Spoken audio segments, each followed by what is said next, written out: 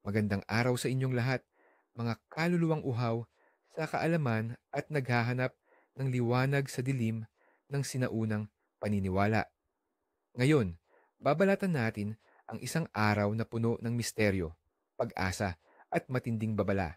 Isang araw na nagtatago ng kapangyarihan upang palayain tayo o ipitin tayo sa kadena ng sarili nating mga pagkakamali.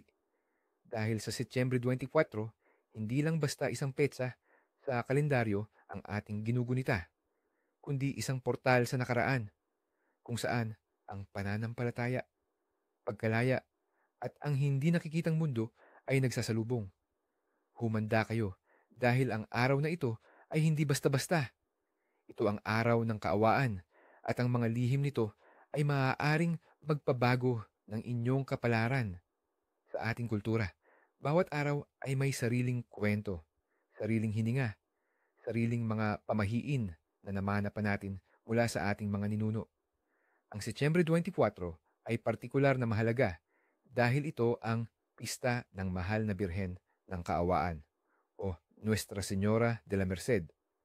Ang pangalan mismo ay nagpapahiwatig ng kanyang misyon, ang kaawaan, ang pagpapalaya. Sa panahong ito ng tag-ulan at pagbabago ng panahon, kung saan ang kalikasan ay nagpapakita ng kanyang kapangyarihan sa mga bagyo at baha, nagiging mas matindi ang paghahanap ng mga Pilipino ng proteksyon at kaligtasan. Ito ay isang panahon kung saan ang lumang mundo ng mga anito at diwata ay sumasama sa bagong paniniwala, lumilikha ng isang tapestry ng pananampalataya na puno ng hiwaga. Ang mahal na Birhen ng Kaawaan ay kinikilala bilang patron ng mga bilanggo at ng mga inapi. Siya ang pag-asa ng mga nakakulong, ang kalasag ng mga dumaranas ng pagsubok. Sa araw na ito, marami ang dumudulog sa kanya upang humingi ng tulong.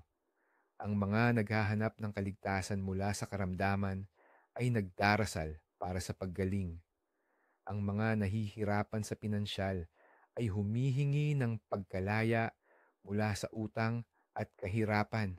Ang mga OFW or Overseas Filipino Workers at ang kanilang mga pamilya ay lumuluhod para sa ligtas na pagbabalik at proteksyon mula sa mga panganib sa ibang bansa. At maging ang mga walang asawa ay nagdarasal para sa isang mabuting asawa na makakasama sa hirap at ginhawa. Ngunit higit pa, sa Kristiyanong debosyon, ang araw na ito ay may malalim na ugat sa ating katutubong paniniwala.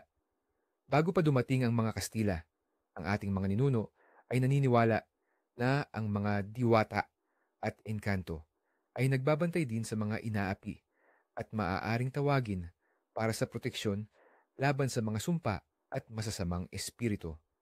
Ang mga dasal sa mahal na Birhen ay nagiging tulay, nagpapalakas sa koneksyon sa mga espiritu ng pagliligtas na matagal nang naririto. Ngunit saan nga ba nagmula ang kapangyarihang ito ng pagkalaya? Ang kwento ng mahal na Birhen ng Kaawaan ay nagsimula noong ika-3 siglo sa Espanya, isang panahon kung saan ang mga Kristiyano ay madalas na nabibihag ng mga Moor. Noong gabing iyon ng Agosto 1, 1218, tatlong lalaki ang sabay-sabay na nakatanggap ng isang pambihirang pananaw. Si San Pedro Nolasco, isang mangangalakal; si San Ramon ng Peñafort, isang Dominikanong paring hurista; at si Haring Jaime Rimam ng Aragon, isang matapang na monarka. Habang sila'y nagdarasal, lumitaw sa kanila ang mahal na Birhen Maria. Nag-aanyong isang babae na nakasuot ng puting abito at balabal, may hawak na kadena sa isang kamay at isang scapular ng kanyang orden sa kabila. Ipinahayag niya ang kanyang hangarin na magtatag ng isang orden na magbibigay ng kapayapaan sa mga bilanggo, na ililigtas sila mula sa pagkabihag. Si San Pedro Nolasco, na may matinding habag para sa mga nagdurusa, ay kagyat na sumunod. Kasama si Haring Jaime at San Ramon, kanilang itinatag ang Order ng Our Lady of Mercy o ang Mercedarian Order. Ang mga miyembro ng orden ay hindi lamang nangako ng karaniwang 3 panata ng kahirapan, kalinisan, at pagsunod, kundi isang ikaapat na panata. Ang ibibigay nila ang kanilang sariling buhay kung kinakailangan upang iligtas ang mga Kristiyanong bilanggo. Isipin ninyo ang ganitong sakripisyo. Ang mga monghe at frayar na ito ay naglakbay sa iba't ibang lupain, nakikipagnegosasyon at nagbibigay ng lahat ng kanilang ari-arian upang bilhin ang kalayaan ng mga nabihag. Marami sa kanila ang nagbigay ng kanilang sarili bilang kapalit ng mga bilanggo, namatay sa kulungan upang ang iba ay makalaya. Ang kanilang pananampalataya ay hindi lamang salita, kundi isang gawaing buhay at kamatayan. Ito ang simula ng isang orden na nagdala ng literal na pagkalaya sa libu-libong kaluluwa at ng pag-asa sa mga bansang tulad ng Pilipinas, na minsay dumanas din ng iba't ibang uri ng pagkabihag at pagkaalipin. Ang kanilang kwento ay isang testamento sa walang hanggang kapangyarihan ng awa at ang hindi masisirang diwa ng kalayaan. Ngayon, dumako tayo sa mga palatandaan ng kapalaran na bumubulong sa atin sa araw na ito. Mga palatandaan ng tadhana, mga pamahiin ng panahon at ani. O ano, kung Setyembre 24 ay may malakas na ulan at kulog. Ito ay senyales ng pagdating ng maraming pagsubok sa kalikasan tulad ng mas malalakas na bagyo sa mga susunod na buwan. Ngunit, ayon sa matatanda, ito rin ay tanda na lilinisin ng kalikasan ang mga negatibong enerhiya. 2. Kung ang ibon ay lumipad ng mababa at nagtitipon sa mga puno. Maghanda para sa matinding pag-ulan o pagbaha. Ang mga ibon na malapit sa kalikasan ay nararamdaman ang pagbabago sa hangin at presyon bago pa man ito dumating. 3. Kapag ang mga butiki ay madalas magpakita sa loob ng bahay at lumilikha ng kakaibang tunog. Ibig sabihin ay malapit nang dumating ang isang bisita na magdadala ng mahalagang balita, maaaring tungkol sa pamilya o pananalapi. Kung makakita ka ng maraming gagamba sa labas ng bahay na gumagawa ng sapot sa umaga, magandang tanda ito ng kasaganahan at swerte sa pinansyal. Ibig sabihin, ang iyong mga pagsisikap ay magbubunga. 5. Kung ang alagang hayop, lalo na ang aso, ay biglang tahol ng matagal sa kawalan. Babala ito sa hindi nakikitang panganib o presensya ng masamang espiritu. Kinakailangan ang pagdarasal at paglilinis ng bahay. 6. Ang pagbulaklak ng mga halaman na karaniwang hindi nabubulaklak sa panahong ito. Sinyalis ito ng di inaasahang biyaya o swerte na darating sa iyong pamilya. 7. Kapag ang araw ay lumubog na may kulay na matinding pula o kahel. Ito ay nagpapahiwatig ng malinaw at payapang panahon sa mga susunod na araw, isang pahinga mula sa mga bagyo. Mga pamahiin ng bahay at pera. 1. Kung biglang mangati ang iyong palad, kanan para sa lalaki, kaliwa para sa babae. Tanda ito na may paparating na pera. Ngunit huwag itong kamutin agad. Hayaan itong lumipas ng kusa para masigurado ang pagdating ng swerte. 2. Ang pagkakita ng butil ng bigas na nakakalat sa sahig pagkatapos ng paglilinis. Ibig sabihin ay hindi ka mawawalan ng pagkain at kasaganahan sa bahay. 3. Kung biglang mabasag ang isang salamin o baso sa hindi inaasahang paraan ng walang dahilan, ito ay babala ng paparating na pagsubok o problema sa pamilya. Ngunit sinasabing sinisira din ito ang isang mas malaking kamalasan. 4.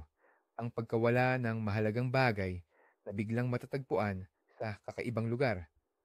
Nagpapahiwatig ito na may lihim na kaalaman o solusyon sa iyong problema ang malapit ng lumitaw. 5.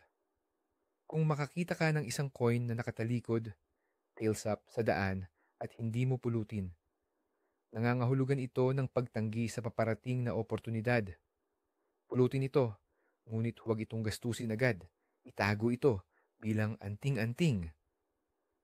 Mga panaginip sa gabing ito. Ang mga panaginip sa gabing ito ay pinaniniwalaang nagdadala ng mga mensahe mula sa mundo ng espiritu at ng mahal na birhen mismo. Panaginip tungkol sa tubig. Ang malinis na tubig ay sumisimbolo ng paglilinis, bagong simula at kapayapaan sa emosyon. Ang madumi o umaapaw na tubig naman ay tanda ng pagkalito, emosyonal na kaguluhan o babala sa paparating na problema. Panaginip tungkol sa pagkakulong o pagkalaya. Kung nanaginip kang nakakulong at nakalaya, ito ay direktang mensahe ng Birhen na malapit nang matapos ang iyong pagsubok. Kung nakita mo ang iba na nakalaya, magiging instrumento ka ng pagkalaya para sa iba. Ngunit kung nanaginip kang nakakulong at walang takas, kailangan mong humanap ng tulong espiritual o humarap sa isang sitwasyon na kinakatakutan mo. Panaginip tungkol sa mga namayapa. Ang pagkakita sa mga namayapang mahal sa buhay ay maaaring tanda na sila ay nagbibigay babala o payo. Pakinggan ang kanilang sinasabi o kilos dahil may malalim itong kahulugan para sa iyo. Panaginip tungkol sa mga hayop. Ang ahas ay maaaring simbolo ng traidor o karunungan, depende sa konteksto. Ang pusa ay sumisimbolo ng hiwaga at kalayaan. Ang ibon ay nagpapahiwatig ng pag-asa at kalayaan. Ang aso ay simbolo ng katapatan at proteksyon. Mga isinilang sa araw na ito.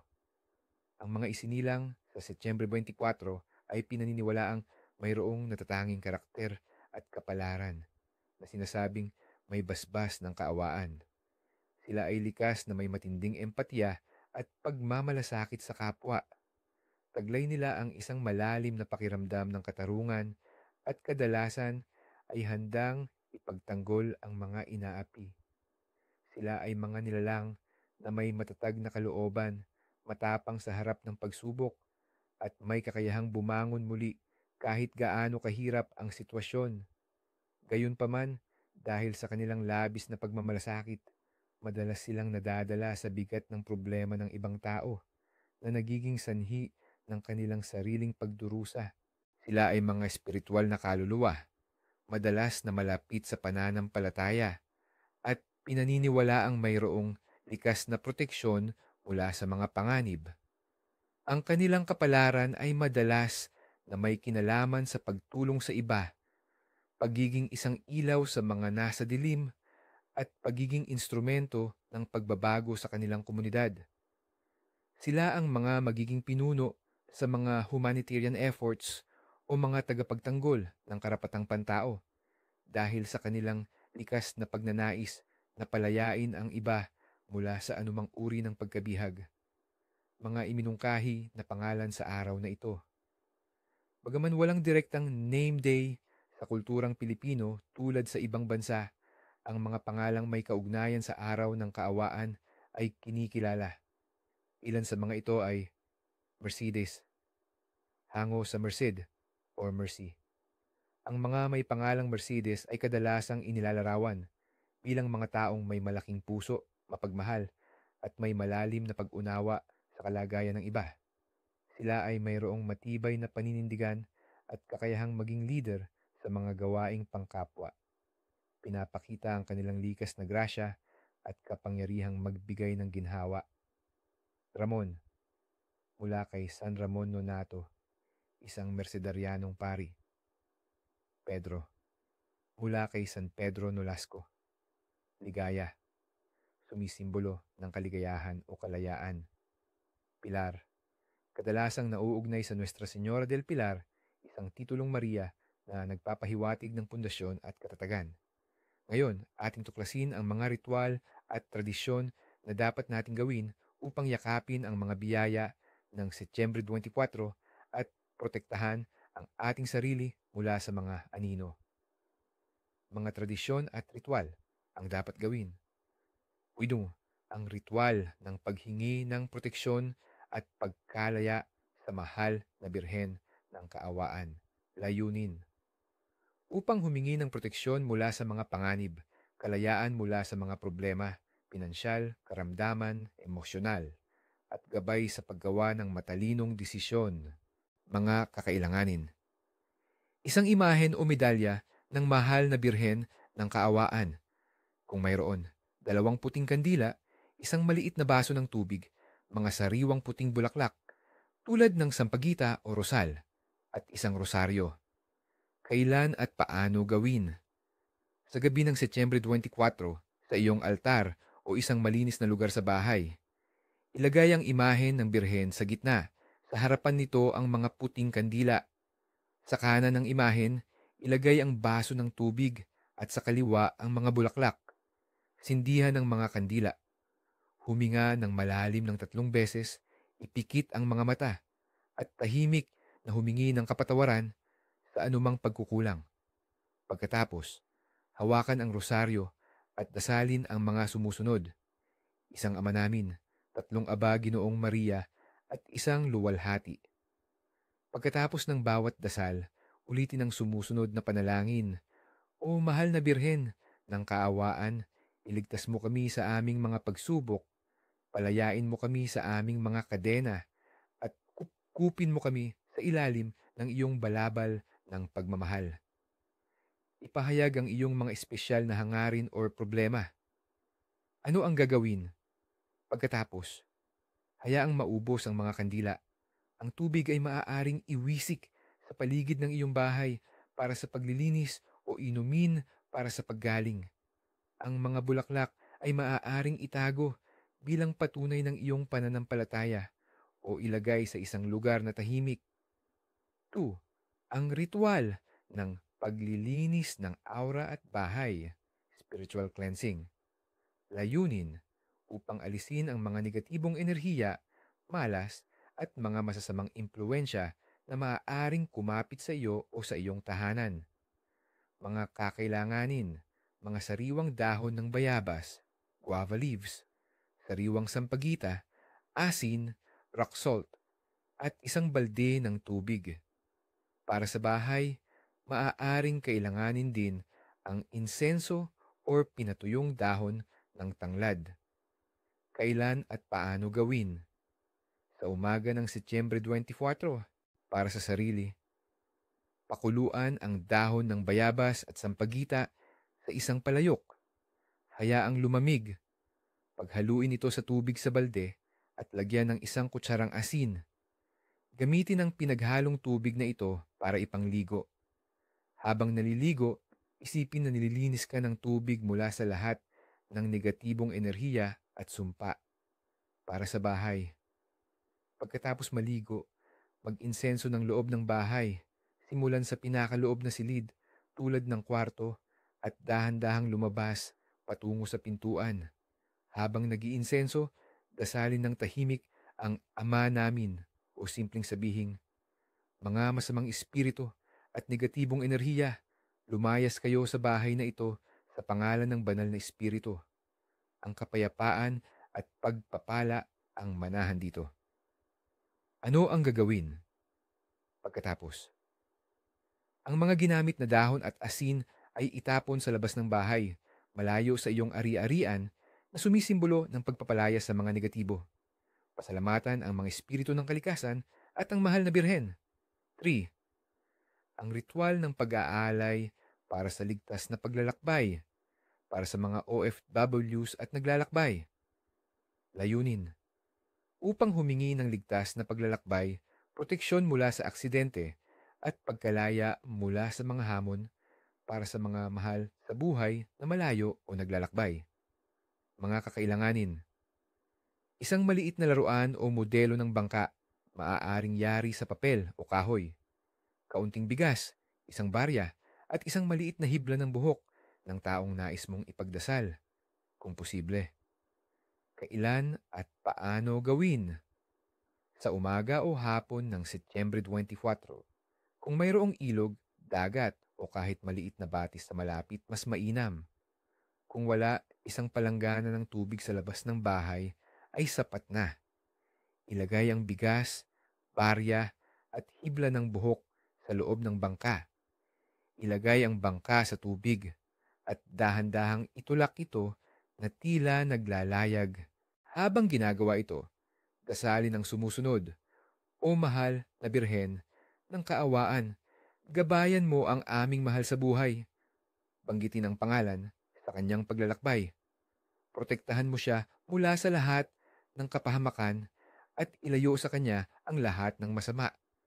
Bigyan mo siya ng kalayaan mula sa lahat ng pasakit at ibalik mo siya sa amin ng ligtas. Men, ano ang gagawin? Pagkatapos, hayaan ang bangka na lumayag kung sa ilog dagat o hayaan itong lumutang sa palanggana hanggang sa matapos ang araw. Pagkatapos, maingat na itapon ang mga nilalaman ng bangka sa lupa bilang pag-aalay. Mga tradisyon sa pagkain sa araw na ito. Sa Setyembre 24, ang mga pagkain ay madalas na simple, ngunit masarap at may simbolismong kalakip. Ang layunin ay magbigay ng sustansya, ginhawa at magpakita ng pasasalamat. Tinola, isang mainit na sabaw ng manok na may luya, papaya at dahon ng sili. Pinaniniwala ang nagbibigay ng lakas at nagpapagaling sa katawan na sumisimbolo ng pagkalaya mula sa sakit. Ang luya ay ginagamit din bilang panlaban sa masamang enerhiya. Pansit, noodles, na karaniwang kinakain sa mga okasyon ay kumakatawan sa mahabang buhay at patuloy na daloy ng swerte. Sa araw na ito, kinakain ito para sa matibay na buhay at pagkalaya mula sa maikling buhay o karamdaman. Kakanin, rice cakes, tulad ng suman, puto, or biko. Ang mga ito ay sumisimbolo ng kasaganahan, matamis na buhay, at ang pagkakaisa ng pamilya. Ang pagiging malagkit ng kanin ay nagpapahiwatig ng pagkakakapit ng pamilya sa gitna ng pagsubok at pagkalaya mula sa pagkakawatak-watak. Gulayan, mga pagkaing gulay na simple ngunit masustansya na nagpapahiwatig ng pagiging malapit sa kalikasan at pagiging kontento sa kung anong meron. Ipinapakita rin dito ang pasasalamat sa mga biyayang galing sa lupa. Pagbabahagi ng pagkain. Ang pinakamahalagang tradisyon ay ang pagbabahagi ng pagkain sa kapwa, lalo na sa mga nangangailangan. Ito ay direktang pagpapakita ng kaawaan at kabutihan na siyang mensahe ng araw na ito. Ngayon, mag-ingat kayo sapagkat ang araw ng pagkalaya ay mayroon ding mga kadena ng babala. Ang mga paglabag sa mga ito ay maaaring magdulot ng mas matinding pagkakabihag sa kapalaran. Mga pangunahing bawal sa araw na ito, ang hindi dapat gawin. 1. Ang pagpapakalat ng tsismis o paninira ng kapwa. Mistikong dahilan. Ang pagkalat ng negatibong salita ay lumilikha ng isang espiritual na kadena na nagtatali sa iyong dila at sa iyong kaluluwa. Sinasaktan mo hindi lamang ang iyong kapwa, kundi pati na rin ang iyong sariling kapalaran. Hindi ito akma sa diwa ng kaawaan. Bunga ng paglabag. Magdudulot ito ng gulo sa iyong buhay, masisira ang iyong reputasyon, at mapupunta ka sa sitwasyong balat ng ahas kung saan ikaw ay iiwasan at hindi pagkakatiwalaan. Maaari ring magbalik sa iyo ang masasamang salita sa anyo ng mas matinding problema. 2. Ang pagpapahiram o pangungutang ng malaking halaga ng pera. Mistikong dahilan. Ang araw na ito ay para sa pagpapalaya mula sa utang. Ang pagpasok sa bagong utang o pagpapahiram na maaaring hindi na maibalik ay lumilikha ng isang bagong gapos sa pananalapi na nagtutulak sa iyo palayo sa kasaganahan. Bunga ng paglabag. Maaari itong magdulot ng matinding hirap sa pananalapi, masisira ang iyong swerte sa pera, at magdudulot ng hidwaan sa mga kaibigan o kamag-anak dahil sa pera. True. Ang pagsisimula ng bagong negosyo o pagbili ng malalaking ari-arian. Mistikong dahilan. Ang Setyembre 24 ay araw ng pagninilay at paghahanap ng proteksyon, hindi para sa malalaking pagbabago na may kasamang panganib. Ang paggawa nito ay maaaring mag-imbita ng kawalang tatag sa iyong mga bagong proyekto na parang hindi ito nakakuha ng tamang basbas. Bunga ng paglabag. Maaaring humantong ito sa pagkabigo ng iyong bagong negosyo, hindi inaasahang mga balakid o pagkalugi. Ang mga ari-arian na binili ay maaaring magdulot ng problema sa halip na biyaya. 4. Ang pagbalewala sa mga dukha o nangangailangan, mistikong dahilan. Direkta itong sumasalungat sa diwa ng kaawaan. Ang pagtanggi na tumulong sa kapwa, lalo na sa araw na ito, ay nagdudulot ng negatibong karma at sinasarhan mo ang iyong sarili sa mga biyaya ng mahal na birhen. Bunga ng paglabag. Magdudulot ito ng espiritual na pagkauhaw, kawalan ng kapayapaan sa loob, at maaaring makaranas ka ng seryosong kamalasan o kakulangan sa sarili mong buhay. 5. Ang pisikal o verbal na pang-aabuso sa sinuman. Mistikong dahilan. Ang araw na ito ay tungkol sa pagpapalaya mula sa pagdurusa, hindi ang paglikha nito. Ang anumang uri ng pang-aabuso ay sumisira sa harmonia, nag-aakit ng masasamang espiritu at nagpapakita ng kawalang galang sa lahat ng banal. Bunga ng paglabag. Ang paglabag na ito ay maaaring magdulot ng espiritual na karamdaman, pagkasira ng pamilya at relasyon, at maaaring magbalik sa iyo ang karahasan sa iba't ibang anyo. 6. Ang pag-iiwan ng mga pintuan o bintana na nakabukas sa gabi. Mistikong dahilan. Hindi lamang ito nag-aanyaya ng mga pisikal na nanghihimasok, kundi nagbibigay din ng daan para sa mga masasamang espiritu o malas na makapasok sa iyong tahanan at makapaminsala. Bunga ng paglabag. Maaaring magdulot ito ng pagkawala ng ari-arian, pagkakasakit ng mga miyembro ng pamilya, at pagiging pugad ng negatibong enerhiya ang iyong tahanan. 7.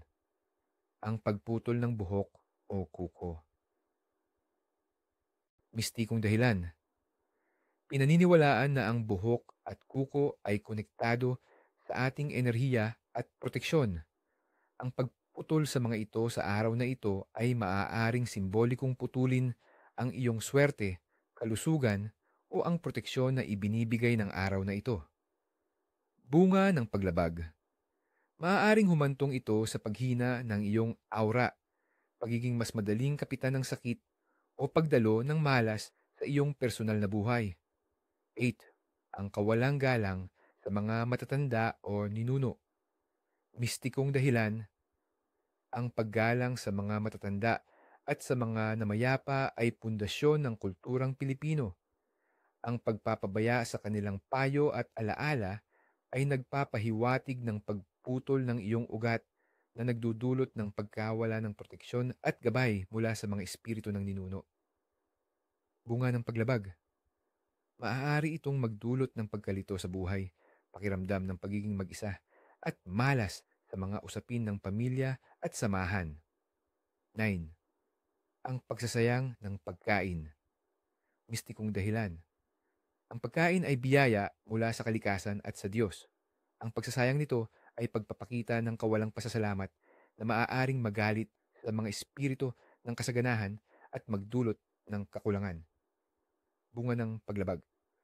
Maaari itong magdulot ng tagtuyot o kakulangan sa pagkain sa iyong tahanan at malas sa paghahanap ng pangkabuhayan. 10.